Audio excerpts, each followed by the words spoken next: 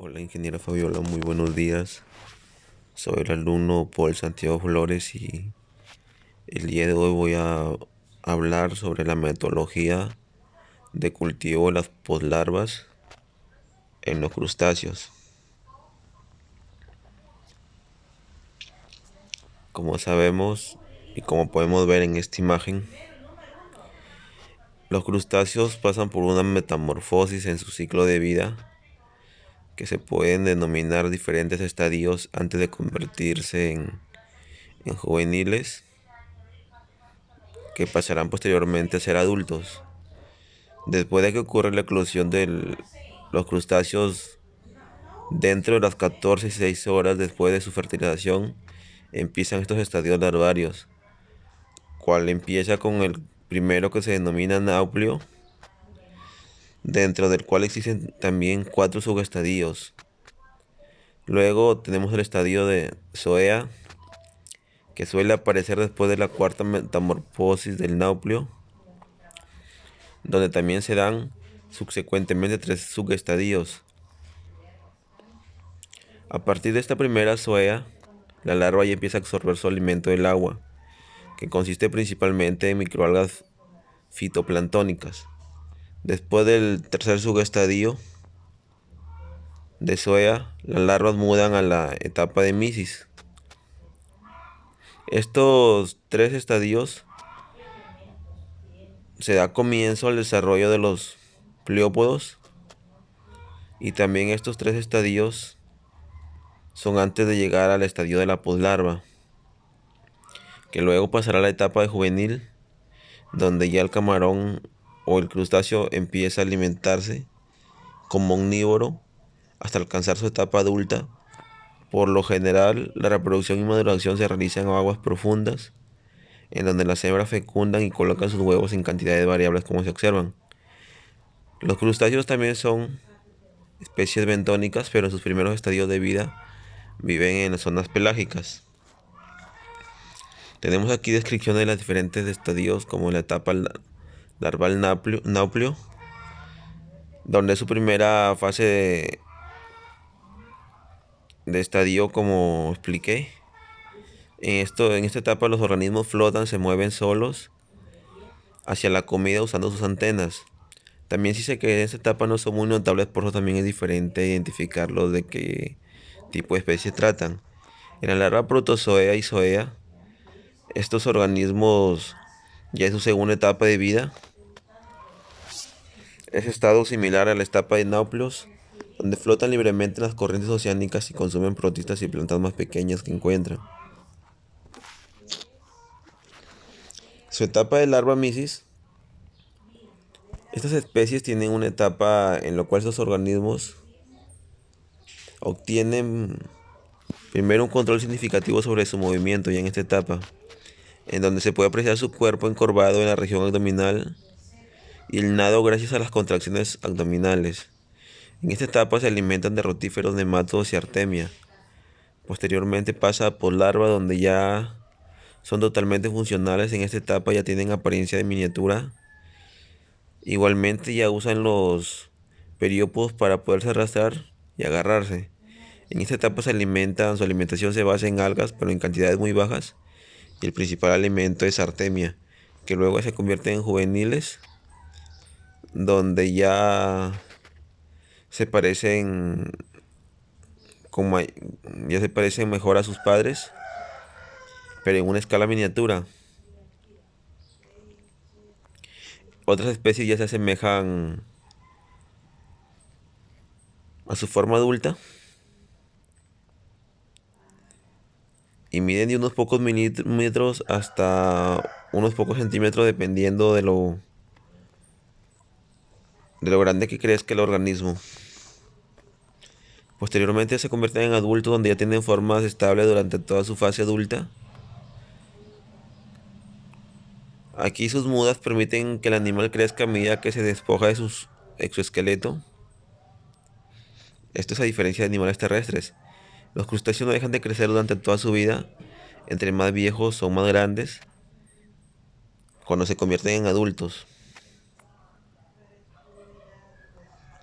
También se dice que algunas de estas especies pasan por una docena de etapas en su desarrollo, mientras que el ciclo de vida de algunos de otros comprende solo dos o tres.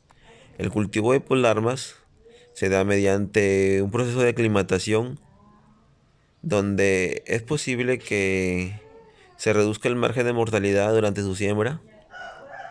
Así estos animales, los crustáceos, se recuperan del efecto ocasionado por el estrés de la manipulación y el transporte. La aclimatación y la siembra de poslarvas es un proceso de ajuste fisiológico gradual desde condiciones de laboratorio a los estanques en los que serán sembrados. La producción de poslarvas, estas fases de cultivo pueden ser intensivas, en la que la reducción y producción de poslarvas comprende la captura de los reproductores y su colocación en estanques. Con un equipo necesario y para mantener constantes parámetros como la salinidad, el pH, la temperatura, el oxígeno disuelto, etc. Después que estas larvas, después de que las hembras son fecundadas por los machos, se llevan a los estanques de desove, en donde después de 12 a 15 horas van a nacer las primeras larvas o nauplios, con un promedio de 30 a 50 mil por hembra. Este estado, que generalmente dura 40 horas, no requiere una alimentación especial. Aquí podemos ver unos valores óptimos y medidas correctivas para el cultivo larval de langostinos, como la temperatura, salinidad, pH, amoníaco, con sus valores óptimos y sus correcciones. Estos se dan en centros de producción de larvaria, que son instalaciones diseñadas y construidas bajo especificaciones técnicas que permiten la producción y o el desarrollo de las fases larvarias de los crustáceos, principalmente del género de los peneidos. Las instalaciones de aclimatación deben proveer también sombra, aire y agua filtrada y fácil acceso. Estas poslarvas pueden ser aclimatadas por una variedad de estructuras, siempre que el agua y el aire sean provistos y se mantengan condiciones higiénicas adecuadas. Pistas reguladoras de fibra de vidrio han resultado y han tenido buena función en, en esta etapa de aclimatación. Estas larvas se alimentan particularmente de partículas ligeras, vivas e inertes, que pueden mantenerse en la suspensión y entre otro en contacto con las larvas.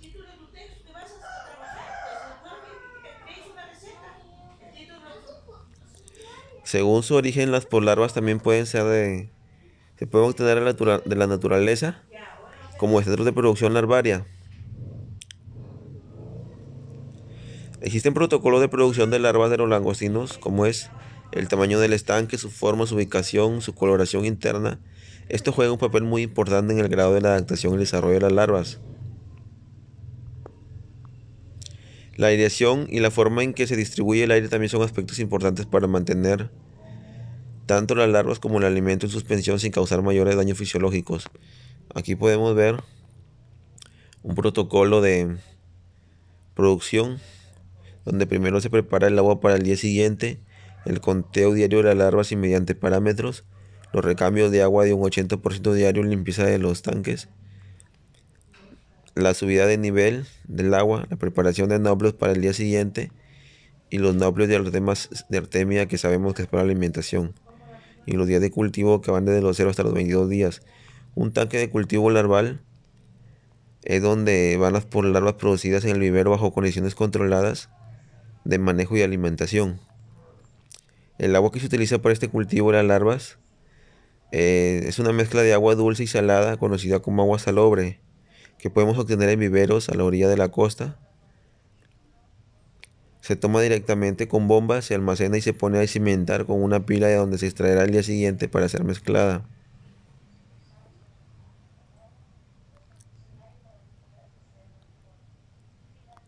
También estas pasan por filtros